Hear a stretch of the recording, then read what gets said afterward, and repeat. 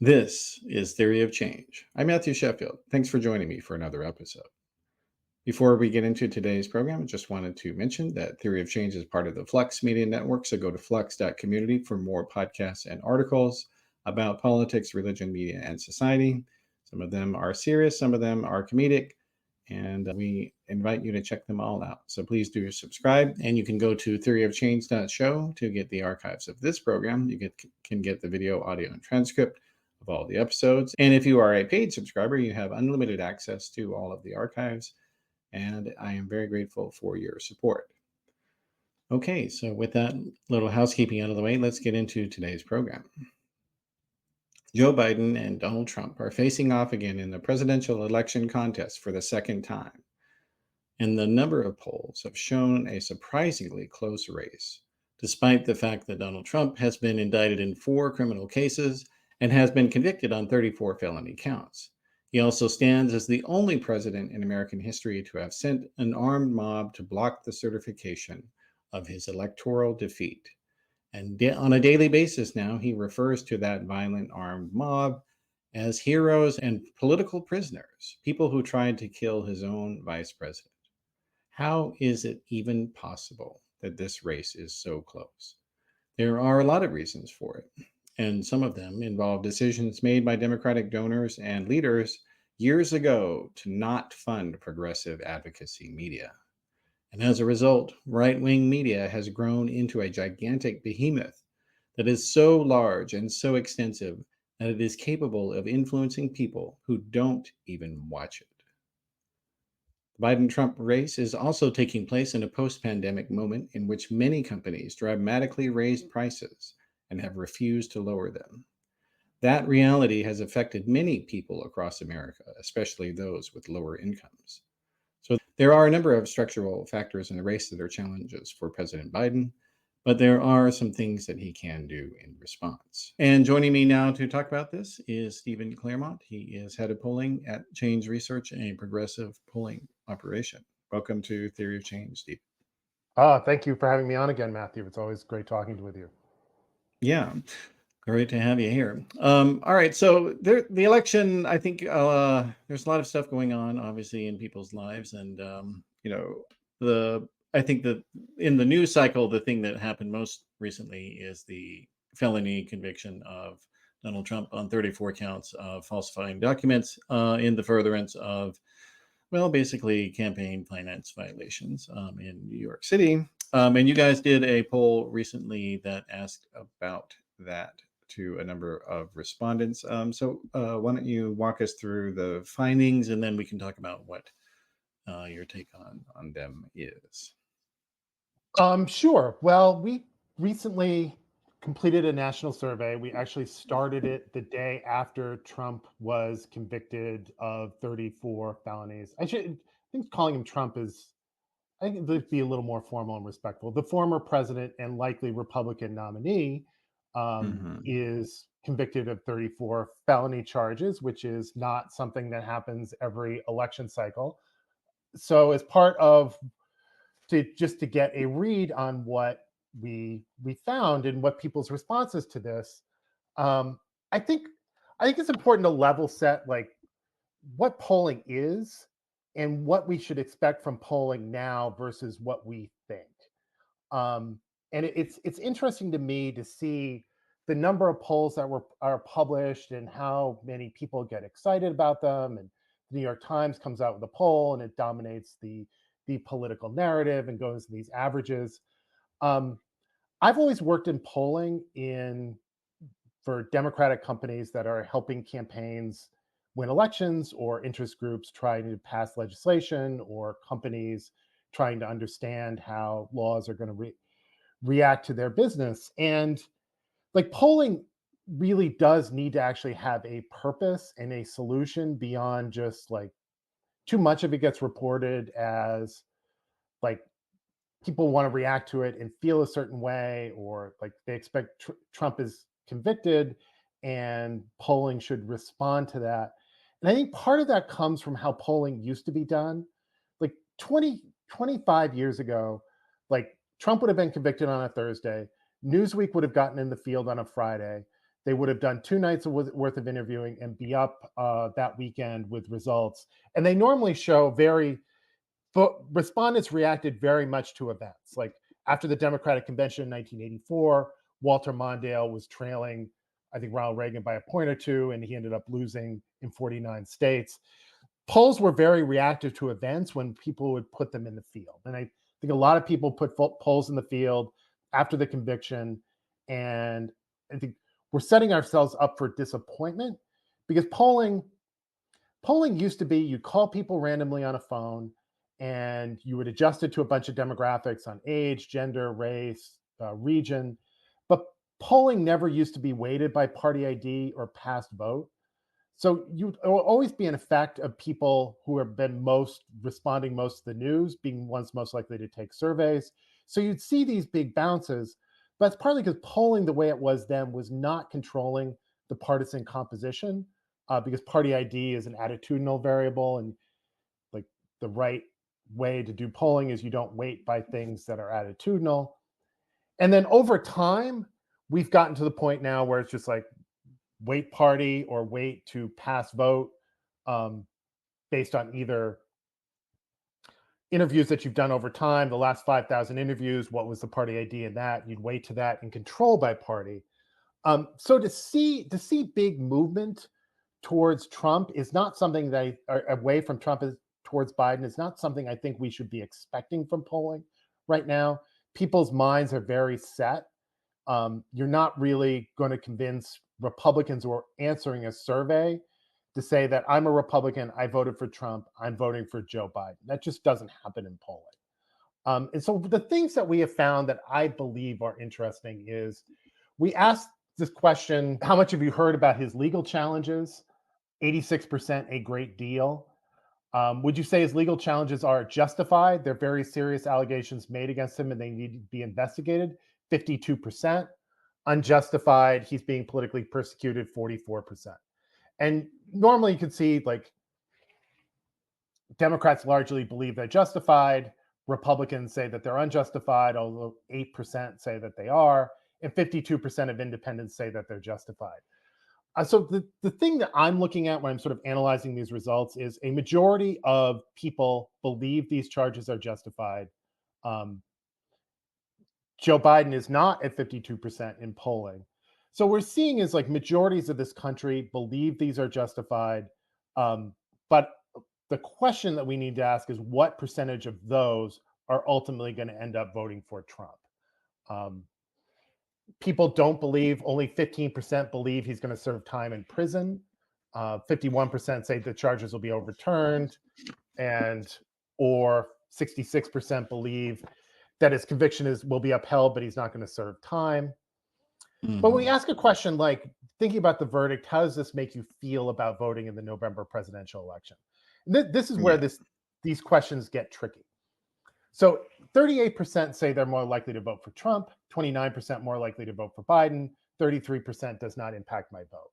But you have to look at this is the people who say that they're more likely to vote for Trump are already voting for him. 78% of Republicans say that they're more likely to vote for Trump because of this, versus 59% of Democrats who say they're most likely to vote for Biden. So the thing that we're looking at, we look at various measures in our polls of sort of the people who are going to make the difference, whether it's double haters, people who are unfavorable to both Trump and Biden.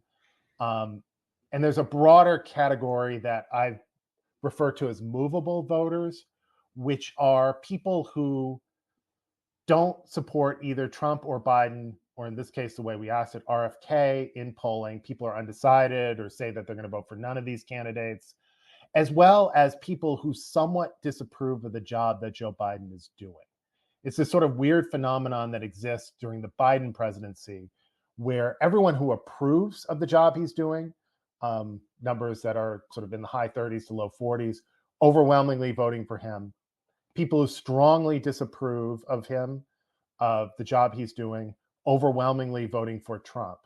And there's this group of somewhat disapprovers or not sure, who in the 2022 election, the Democrats ended up winning because those voters broke for Democrats down ballot. And Mhm. I've gone back and looked at the sort of soft disapprovers in the 2012 election. And those voters, those who somewhat disapproved of the job Obama was doing, were more than 2-to-1 Romney voters. There were just more people who approved of the job that Barack Obama was doing than Joe Biden. So the movables, which we've been tracking for a bunch of surveys, we put out a big report with this group Future Majority, looking at them earlier this year. 24% say they're more likely to vote for Biden, 6% more likely to vote for Trump, 70% this does not impact my vote. And the double haters, the movables, they don't like either candidate, but they're much more intensely dislike Trump versus Biden. Like the ratio of very Mhm. unfave to somewhat unfave is more split with Biden. It's overwhelmingly very unfavorable towards Trump. And we see that in a lot of the polling, the public polling that's done and the polling that we do. Mhm. Trump is at the level he got in 2020. He's at 46, 47, 48% nationally and in all the swing states. He has, it's very important he has not gained vote share. And like, a lot of like polling is reported by margins. But if I can urge everyone listening, when you're looking at a poll, don't look at the margin. Don't look like, oh my God, Biden's trailing by 4, or Biden's up 1. Look at where the raw percentage of where Biden is, where Trump is, and how big the undecided vote is. Because Trump has consolidated and kept his voters. That has been true since the conviction. His very favorable with the Republicans is up 10 points from a low point after the 22 election. He's consolidating his base and keeping his base with him, which has been his big project basically since the January 6th attack. And Biden is a few points lower than where he needs to be. But we say when we're thinking about this election, which is, it's not going to be won on big decisive moments with verdicts or sentences or big speeches at conventions or maybe even debates. Or It's yeah, going to be I a was going to say that. slog of winning every single day, every single news cycle. Trump has very limited ways he can do that beyond his own base. And the Biden's big challenge is just getting the people skeptical of what he has accomplished in his presidency, who are hesitant about voting for him now, but voted for him before, to come out and vote for him again. And that's what the Yeah. campaign is essentially going to be. Yeah, and it is these polls are a good illustration of the fundamental differences of the Republican and Democratic ecosystems. That Yes. the Republican. So I think the best illustration of this is that the percentage of white evangelicals in the general population has declined over the past several decades, but the percentage of white evangelicals as in the vote in the electorate has stayed basically the same. And so basically what they have, the Republican Party has been sort of squeezing more and more blood from the stone over time. And, and their demographic is overwhelmingly older. In the 2020 election, I believe, I think everybody in their polls showed that over 50 was the only age group that Donald Trump won. He lost all the other age groups. Um, Yes. it depends. Yeah, that's my recollection. Yeah. And the white evangelicals are strategically located in important places like Wisconsin, outside Milwaukee and Madison, all Hmm. throughout Michigan, outside Detroit, Pennsylvania, Ohio. Pennsylvania. Yeah, Yeah. they do make the difference in there. I haven't gone back to look at this, and I probably should have just the percentage of white evangelicals voting for Trump now versus for George W. Bush and for John Kerry. My recollection is that they were in Bush Bush was in the high 60s, low 70s, and with Trump now it's over Hmm. 80%. Like I think the Yeah. way that the evangelical community has been fused to the Republican Party is much Yeah. stronger now than it was then. Yeah, I think so. And so whereas on the Democratic side, so Democrats kind of have Republicans are in some ways, and people have made this observation that in a lot of ways, Republicans are a coalition of kind of the middle and the very richest, and then Democrats are a coalition of sort of the upper middle and then the lower in terms of income. Um, and and because of that, though, that means that a lot of people who are, we'll say a somewhat regular Democratic voter, they don't really pay attention to politics very much. They don't follow it. It's not a hobby. It's not fun for them. It's annoying for them. They hate it, actually. They don't like it, and so that's kind of the disadvantage that Joe Biden has, I think, as an ecosystem compared to Donald Trump. But what do you think? I think that's right, and I think we can see. I mean, one of the most consistent poll findings you can be out there is like you ask about the CHIPS Act or you ask about the Inflation Reduction Act, all the things that Joe Biden has done. You ask Mhm. people aware of that. It's like when you give them the information, they're strongly supportive of it, but they've never heard of it. It's not. Whatever Yeah. sort of building projects that are being done in their communities is not being connected to the larger that this was a result of Joe Biden, the Democrats passing this legislation. And Mhm. there isn't, there's, I think this is a larger challenge for Democrats with the recent past now and in the future is there's no coherent narrative of what democratic leadership and what democratic government means where we can fit these different initiatives in to the larger goal and larger story of why voting for Democrats, um, why you personally benefit from that, and what is the narrative we're bringing along. Like Donald Trump is the one thing he has been very good at and very consistent about since he started running in 2015 is he fully adopts the hero narrative. He's the reluctant hero being brought to help save his audience, his people, the people he's talking to. And all he does in these rallies is tell stories. And he tells stories Yeah. that are all very simple. Um, Here are these villains. They're doing horrible things. They're doing horrible things to you. This is how I beat them, and this is how I'm going to beat them in the future. And that story is being reinforced over and over and over again.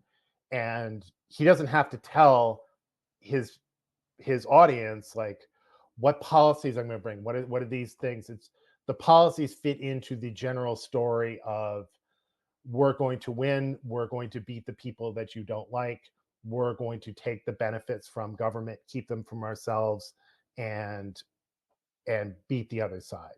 And that is something Mhm. that's self-reinforcing. And that's what we as Democrats need to be working and telling something that is just as compelling, um, but is also far more humane, beneficial, and more relevant to the future of America. Mhm. Well, and of course, Donald Trump has a lot of help in carrying his message. So that I think that and we were talking a little bit before we recorded here that the political media environment is so drastically different than it was before Donald Trump came along.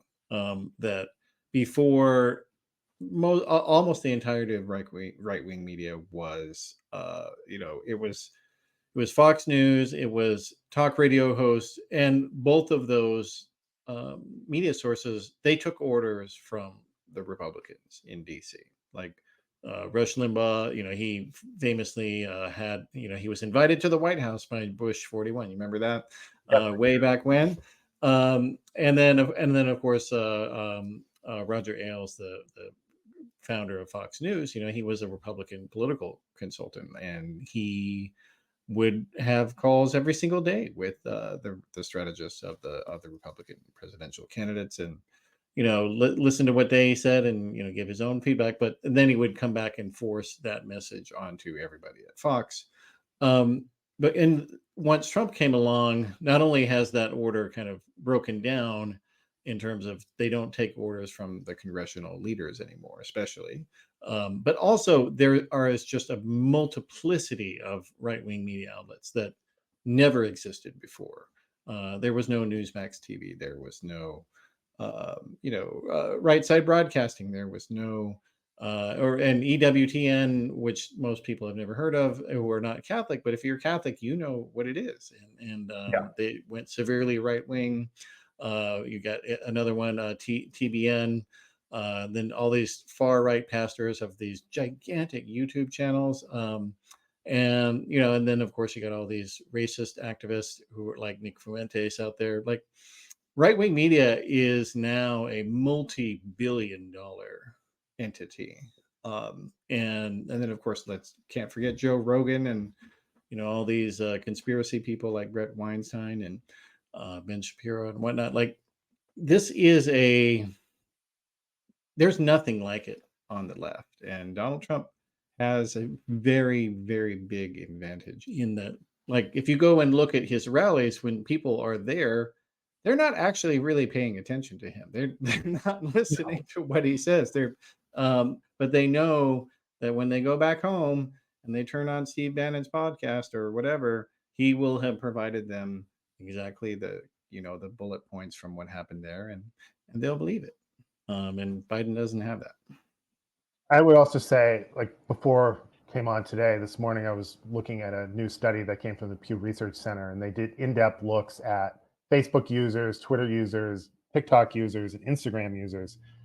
And you look at the report on TikTok users, 45% of them say that they end up getting fed to them political content.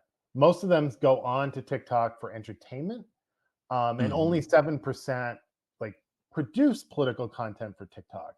So there is a vehicle that's as we all know is not um, that is owned by the Chinese government, which is actively feeding political content to people going on the site who are not there for political content. It is more of a one way. It's not like people go on Twitter. I think Twitter is just mostly like political hacks like me who go on and make political comments and interact with other people on politically. That's not what TikTok is and other social media channels are people are doing. They're not there for Yeah. politics, but they're getting politics. The algorithm is serving them political content. And I'd be willing to bet there was a video that was all on my socials this morning of Joe Biden at a concert on the White House lawn where he was looking rather old. And I just sort of shuddered at how much that's just being fed through all these different channels to people that are not seeking out political news. Mhm. And I'll just say, what you said really resonates with me of just how different things are. And in 2014, I was working for a nonprofit organization, and I would regularly go to these briefings at the DNC that progressive groups would have, and they would meet with leading Democratic strategists. And one of them that really stuck out with me was a prominent, one of the more prominent pollsters was talking about the Republican campaign strategy that year. And he's just like, in Iowa, I can't fully figure it out. Like they have like 12 different message tracks that they're using in mail and on TV and digitally. And it's just like there's no coherent theme. They're just throwing stuff out there. And like so much of Democratic people that like in the 90s and early 2000s that came up in Democratic politics and Democratic messaging, the key was discipline, having the saying, finding the right three things to say, saying them over and over and over again, getting the words right and being focused because that's what people will respond to.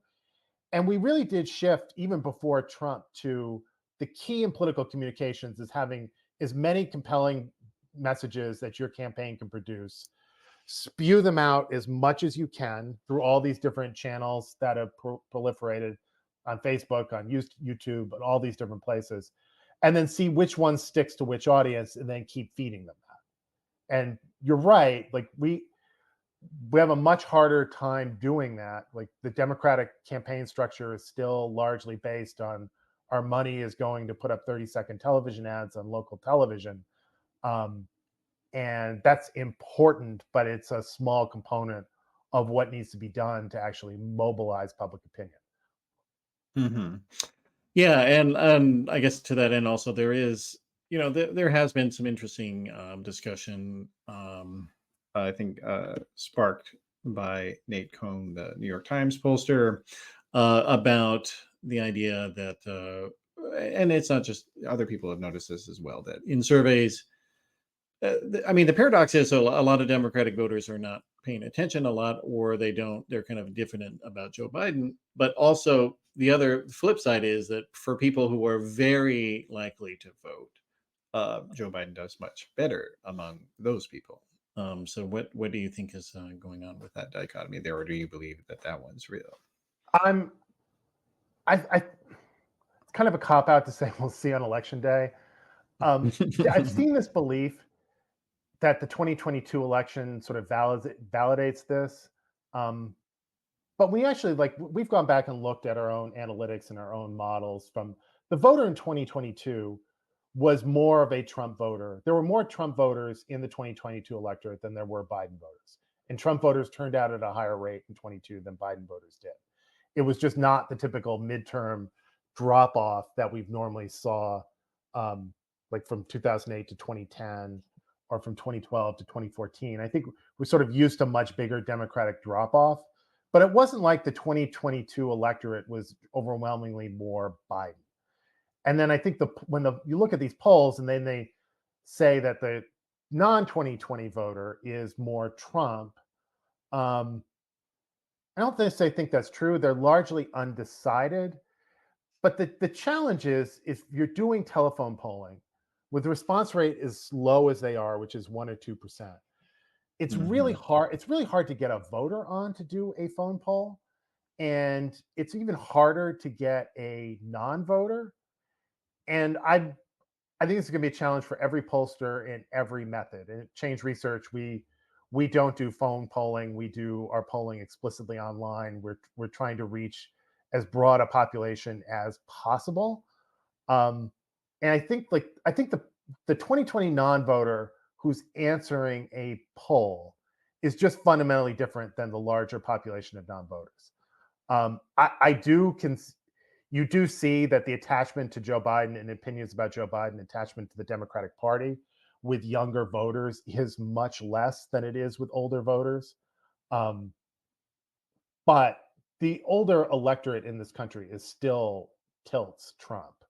Um, and it's still going to Hmm. be a very close election that is going to come down to how do you persuade and turn out younger voters to the idea that voting for Joe Biden is ultimately more in their interest than voting for Donald Trump. Yeah. And I don't Well, think polls are and really going to tell us that to the degree we want them to and expect them to yeah. until we get much closer to the election. Yeah, I think that's right, and I think yeah, the lack of response, or rather the low response rates, it makes determining not just who is a likely voter, but who even is out there. Exactly. It makes it much less of a science and much more of an art. And I think a lot of people who are news consumers are not aware of that fact, and they probably should be.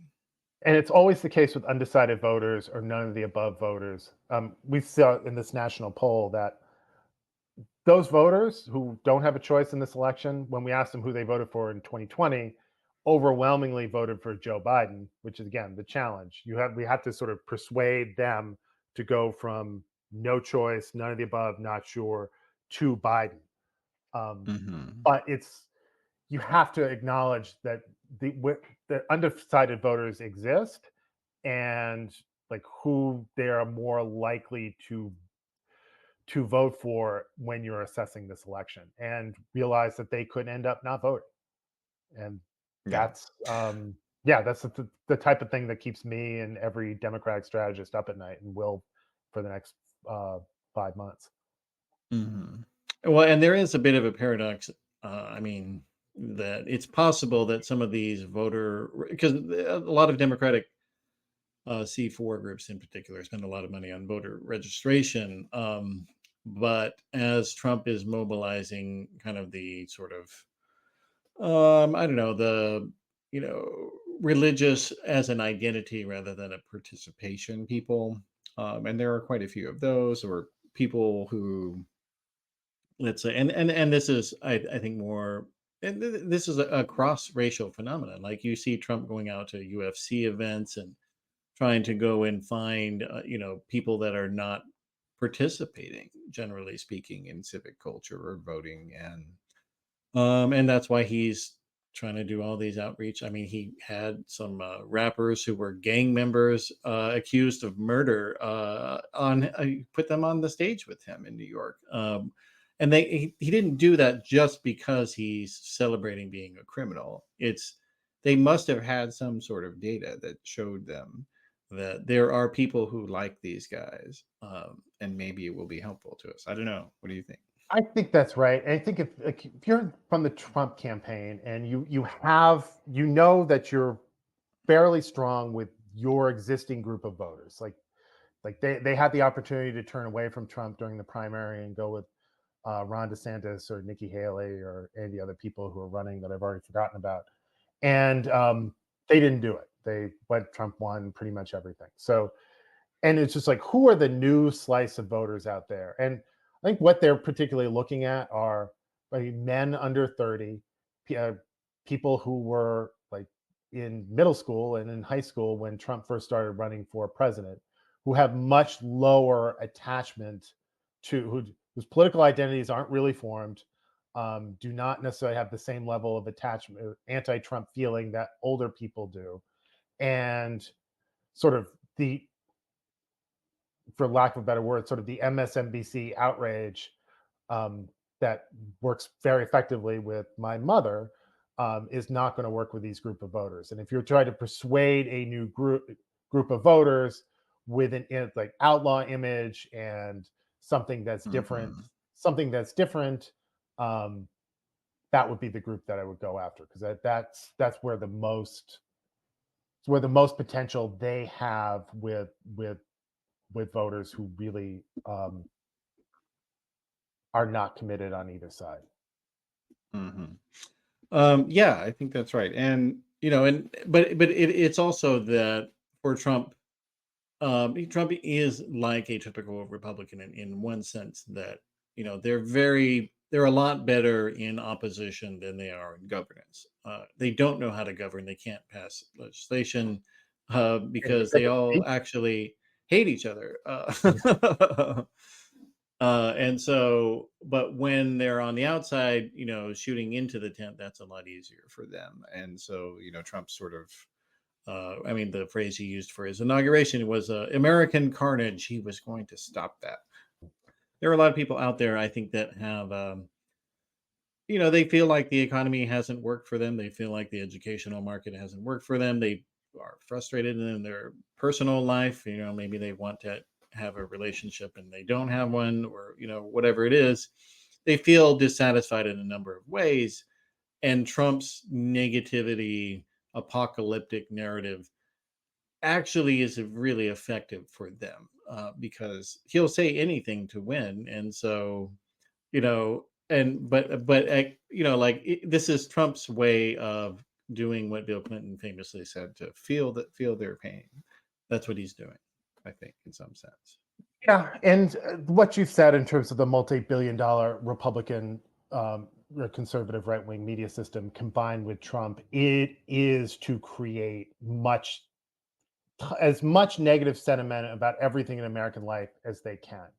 And Yeah. it was there was a poll that was come out by this group called Blueprint, which had like of young voters and sort of agreement with a lot of these apocalyptic statements. When you look at that a little bit further, the people who strongly agree that like basically things are terrible is in the mid 20s. The thing that struck out to me in that poll is only 23% of young voters think that their life will be worse than their parents. 45% believe will be better, but 54% believe the U.S. will be worse off. And there's lots of polling that we've done.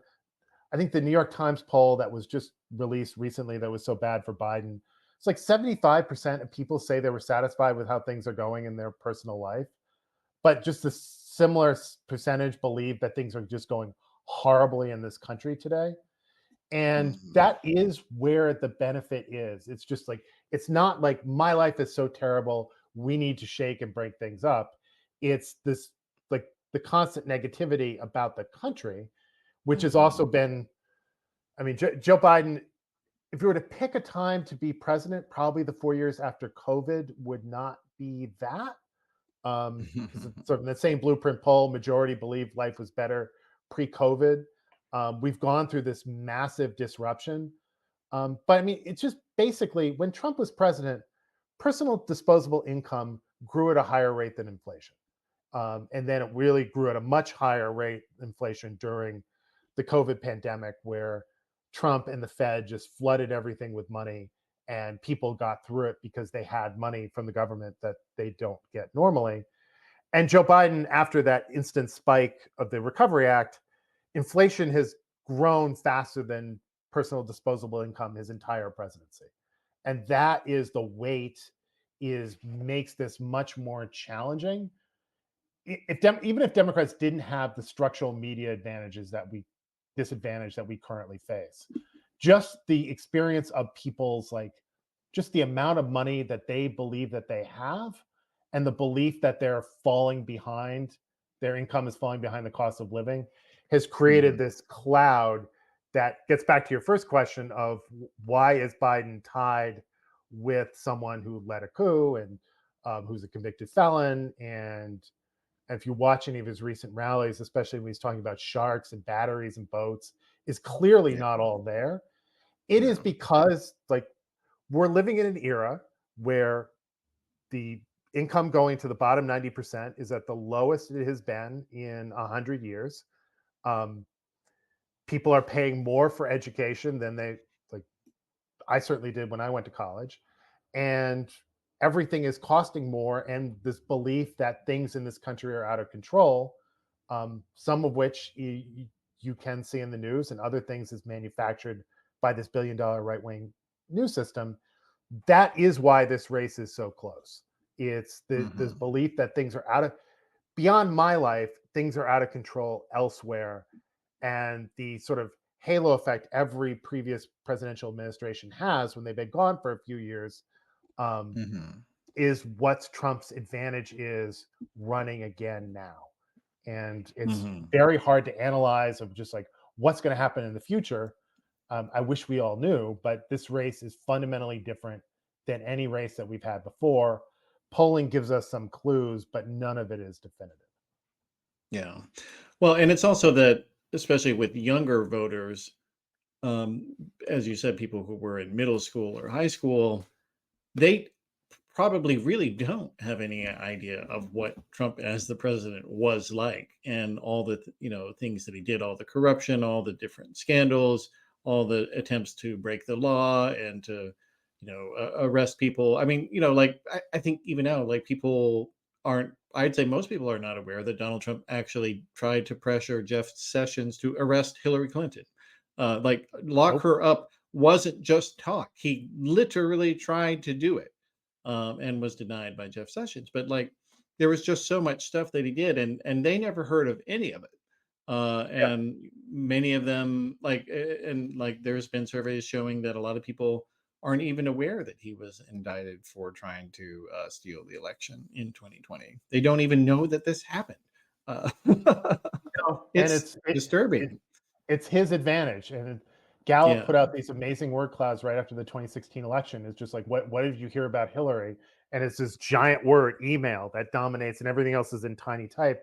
And you look at Trump's yeah. one, and it's just like there's no one thing, no one word, no one scandal that dominates anything else. And I'm sure I don't read the books sort of looking back at the Trump administration, but sort of open up one of them and go back. It's like, oh my God, did that really happen?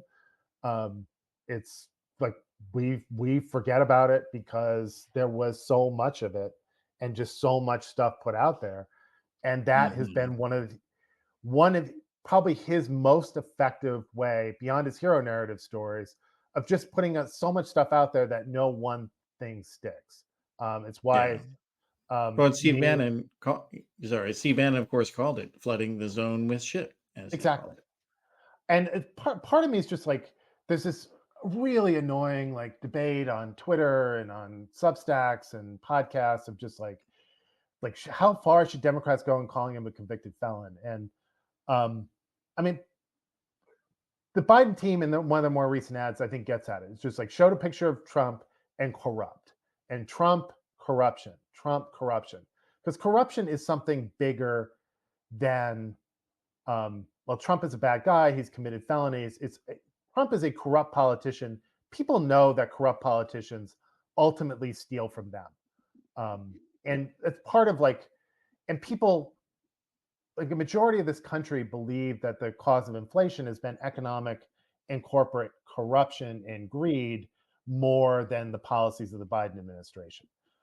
So I mean, Joe Biden early on in his administration tried to portray himself as like the new FDR.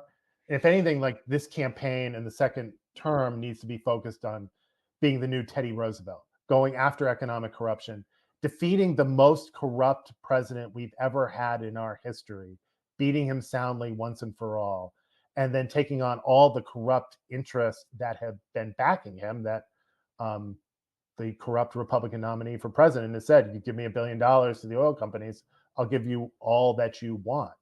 I mean, the key for these young voters um, is really just like what does this Trump second term mean for them?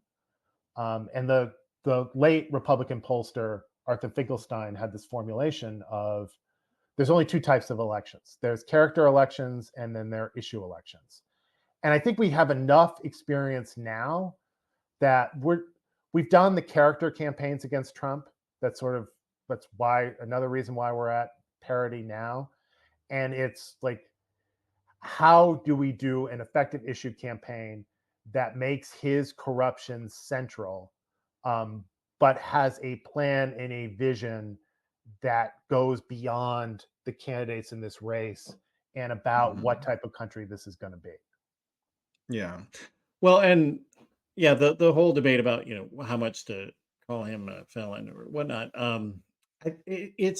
I think it's missing the point that in today's media environment, the quality of a message matters a lot less than the quantity of Yep. messages, plural. And that's again, like, this is a new way of thinking, especially for Democrats, because it's not, as you were saying, like, everything used to be, well, we're going to say these things here and there, and that's what we're going to stick to. And then, yeah, for this brief moment in Obama 2008, it's almost like, I don't know, like, they prefigured the environment that we're in, but nobody seems to have learned as much from that experience as I feel like they should have. Like, there was, I think, and I forget who it was, but said something like, Obama in 2008 is who you want him to be.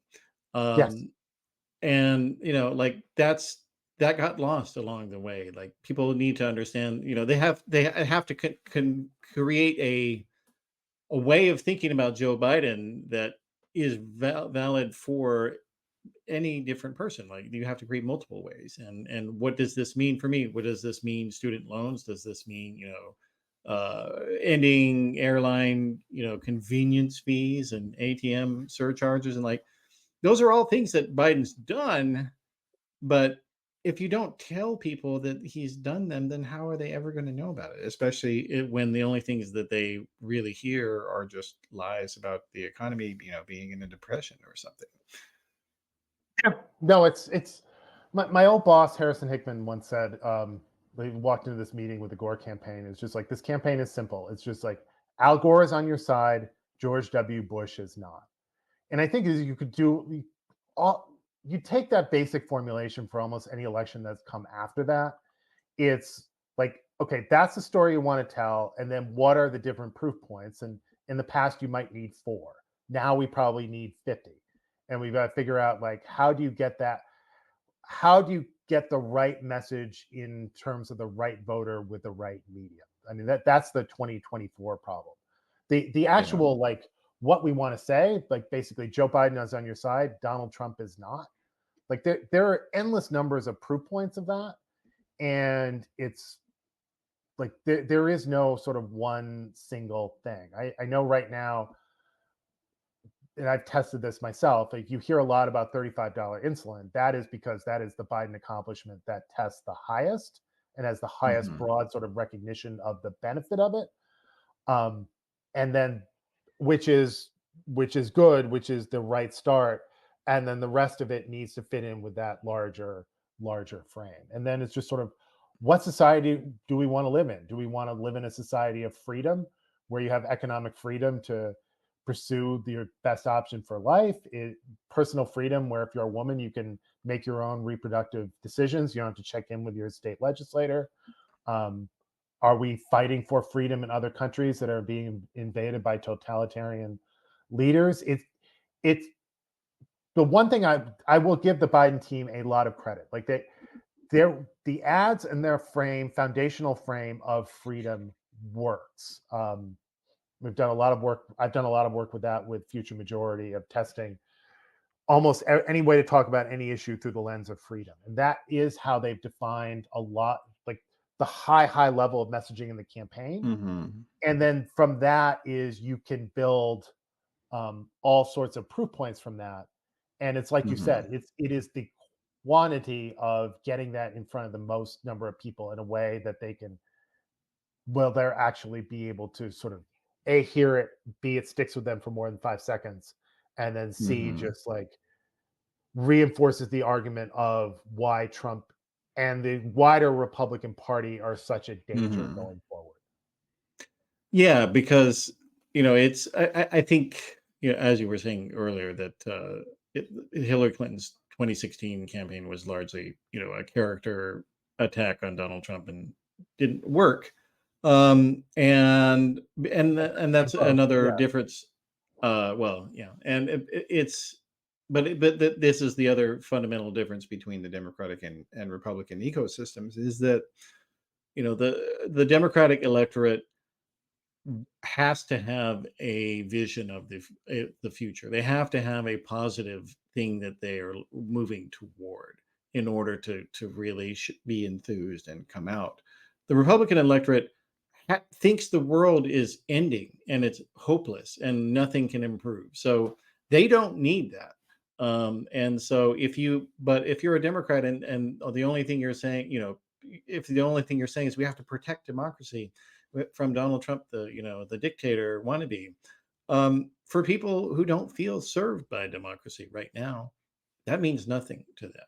It's like saying, well, I want you to help you keep your job. Well, I hate my job and I hate my boss. Like that's what I'm saying here is that Democrats and left leaning people want something better to look forward to, and they need to have a vision. And Biden, that's I think that's the big thing he's got to do here to get these people enthused. Which I would argue is why focusing on freedom is a way that moves Yeah. beyond the current debate right now. If you just say protecting democracy, just flip it, defending your freedom, you can talk Hmm. about so many more different things with different audiences. And yeah, Hmm. democracy isn't necessarily working right now. I kind of agree with that because there are 49 Republican senators who are blocking everything that we're doing, and an absolute, I don't know. I can just characterize Mike Johnson is an interesting choice to be Speaker of the House, and hopefully that experiment will last only a few more months.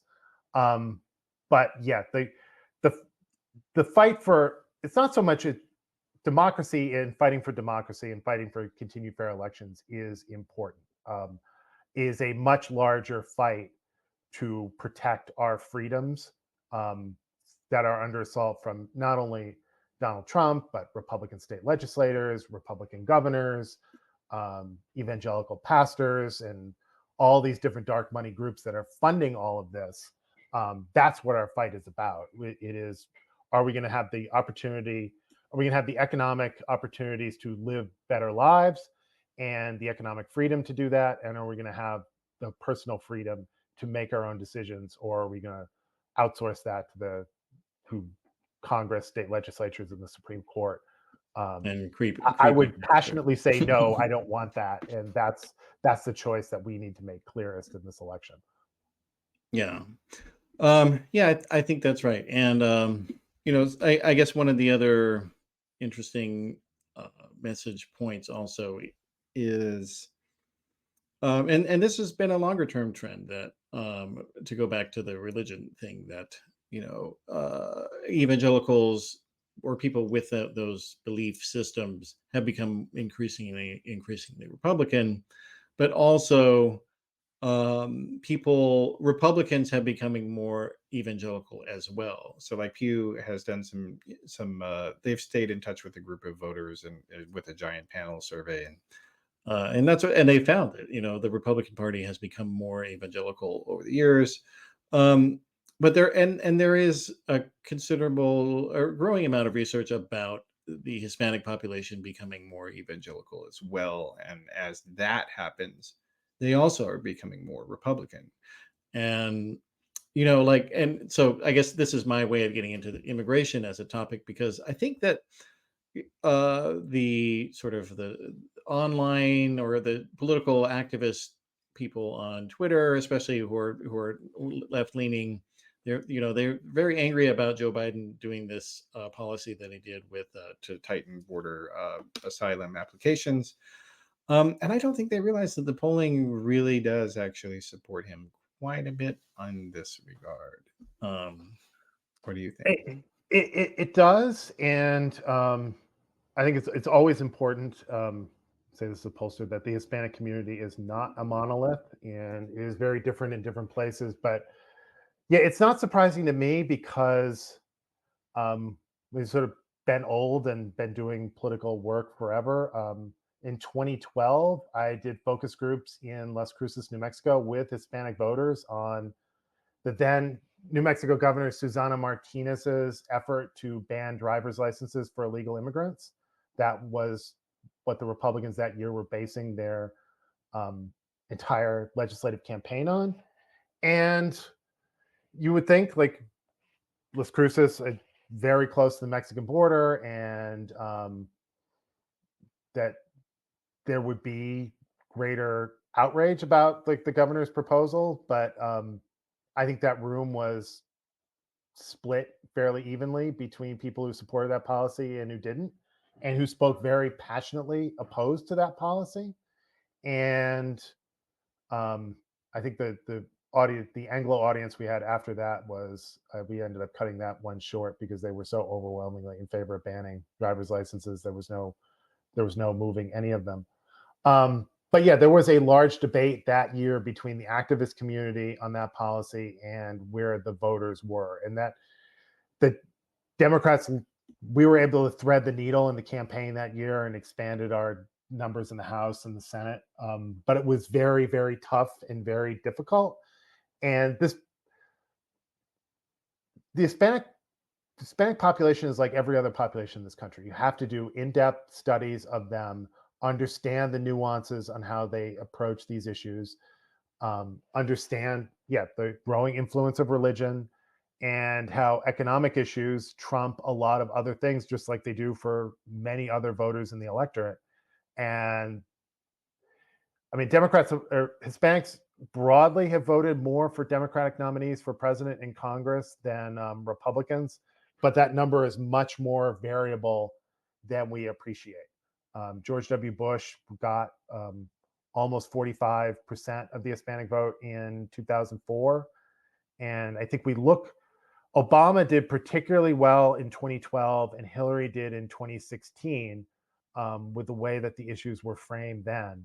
But a lot has happened since then. And I mean, Mhm. Democrats can't count on the support from any population. We've got to go out and earn every vote. Yeah. And yeah, the issue set in the way to approach voters is different now than it was when they racked up big numbers. But I think the issues as they relate to immigration are very, very nuanced, and they always have been. Yeah. Well, and I think that I mean this goes to the kind of the larger problem of the electorate. Like people too often think of voting and who wins the elections as, oh well, so when people were persuaded from one side to the other, or the undecideds were persuaded, but in many cases it's just about who actually showed up. um and like and I think to some degree people are people have gotten there are some people on the left side of the aisle that have gotten some undue hope from all these Nikki Haley undead primary voters.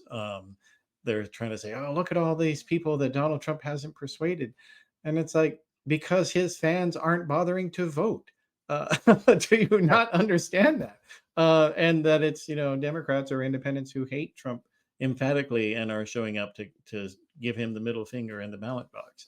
Like, you really can't draw any inferences from what these votes were for Nikki Haley. I don't think. I would say broadly, I would agree with that. It is interesting in states like Pennsylvania and Florida that have closed Republican primaries that she got Mhm. 20, like 15, 20% there.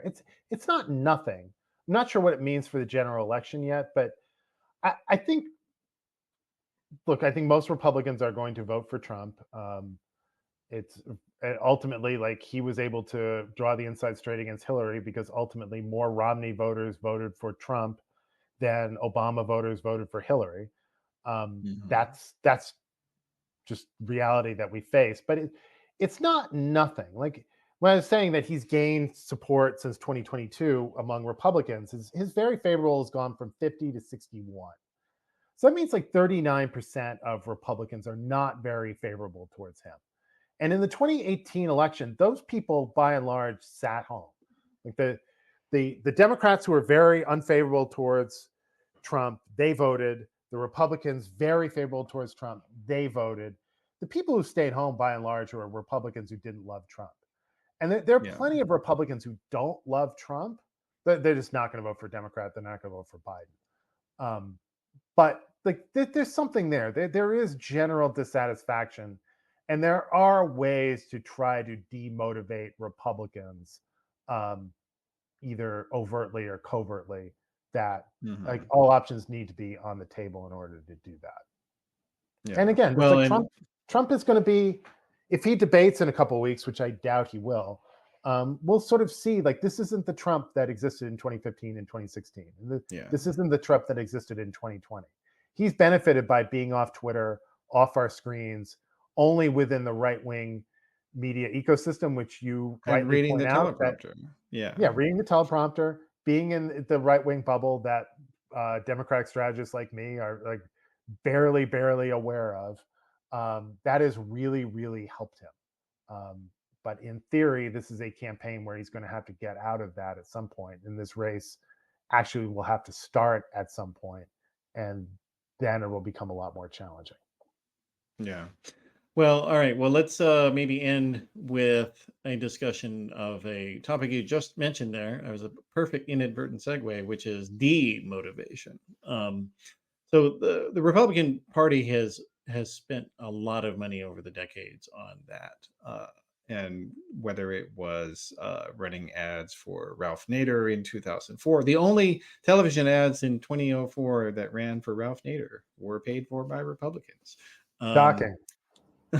yeah, and but they also, so like Peter Thiel, he is a backer of this podcasting platform called Callan, which also funds people like Brianna Joy Gray and funds other ostensibly left wing podcasters such as Jimmy Dore. And those individuals seem to basically only attack Joe Biden and never say anything bad about Donald Trump. And Yeah, for weird. people who are allegedly socialists, that's an interesting posture, I have to say. Yeah, no, that's it's another one of the effective tools that the right wing donors know how to do media. They know how to buy media, they know how to control media, and they find the right people who are perfectly fine taking money to say things that they already likely already believe, but still pretending to be something else. And Hmm. there's no easy challenge to that. I mean, again, I think part of it becomes awareness. I was talking to someone last week who's interested in looking at Jill Stein voters and seeing how persuadable they are, and asked him if he had listened to any podcasts that Jill Stein has been on, such as people that you mentioned, Brianna Joy Gray and Jimmy Dore and Katie Halper and some of the others, and he hadn't. And when you do that and you sort of hear just how extreme the rhetoric is, I would also put in it just coincidentally that all of the things that they say, particularly about the war in Ukraine, somehow also dovetail with the propaganda coming out of the Kremlin. Hmm. That is a major challenge that does need to have a lot more exposure than it currently does. Um, it is always interesting to me that people do, including me, obsessed about like what's being spread on TikTok and what is on Twitter and what crazy thing Elon or crazy racist insane thing Elon has written on Twitter. Very little attention is paid to YouTube, which is by far and away the dominant social media platform in this Yep. country. Um, that is used by many different people to spread misinformation and to spread misinformation, but also to make money by broadcasting very well produced shows. And the we're not going to Democrats are not going to win by pretending that doesn't exist. We just have to find the right platforms to call it out and expose it. But yeah, it's always. I've done a lot of work in New Mexico over the years, and certainly we have races that swing races. These random green candidates show up, and every time we go in and challenge the signatures and what they've been doing, it's always been backed with by the New Mexico Republican Party. That always seems to happen. I remember there was a Green candidate who was going to run in the race between Bob Casey and Rick Santorum in 2006, and all of the effort and organizing effort on that side was coming straight from the Santorum campaign.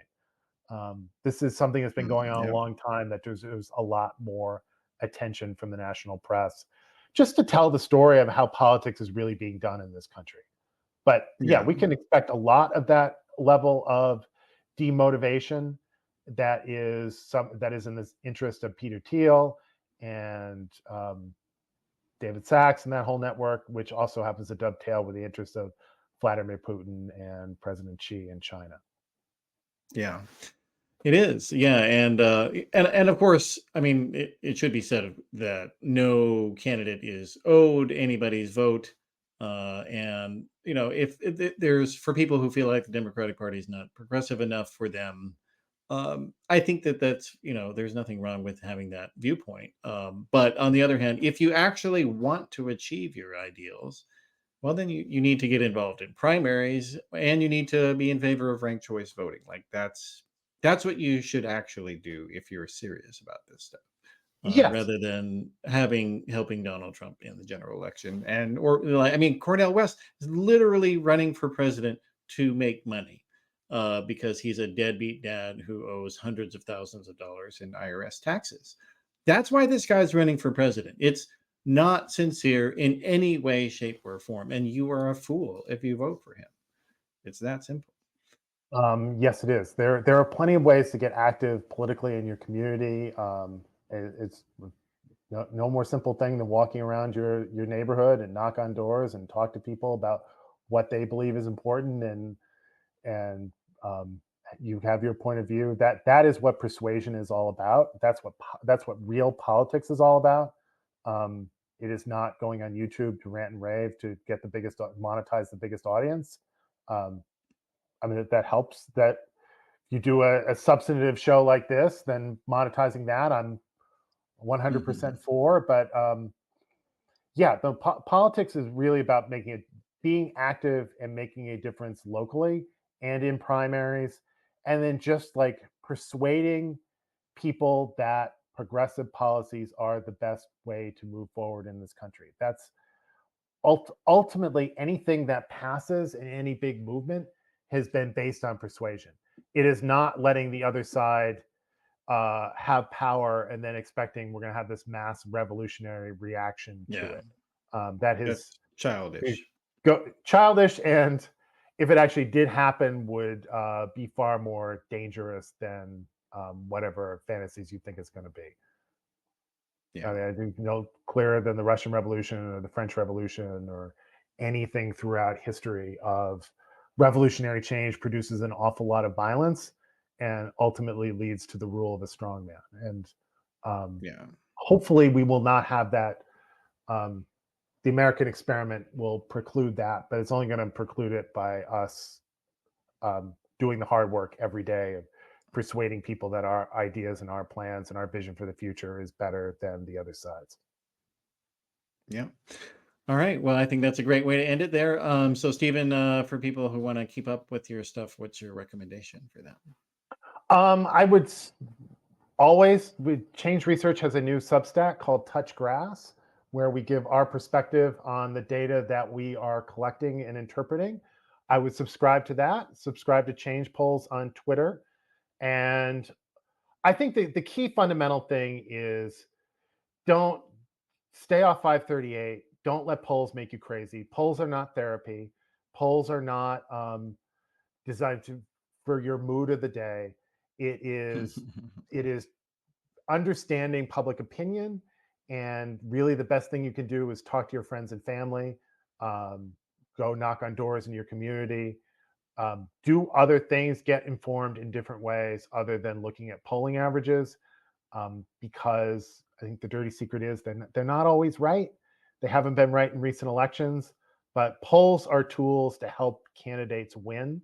And although we're not working for the Biden campaign, or I am wishing all the best of luck for them to figure this out, because we're working for a whole bunch of other candidates down the ballot that all need to win.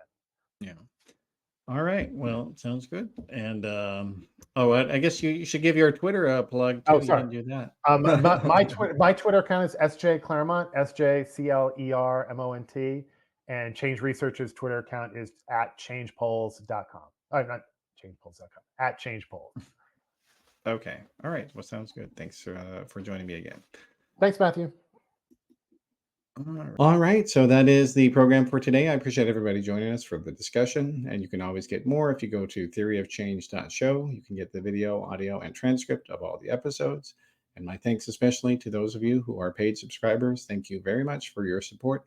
And please do tell your friends and family about the show. I appreciate it very much. Thanks a lot.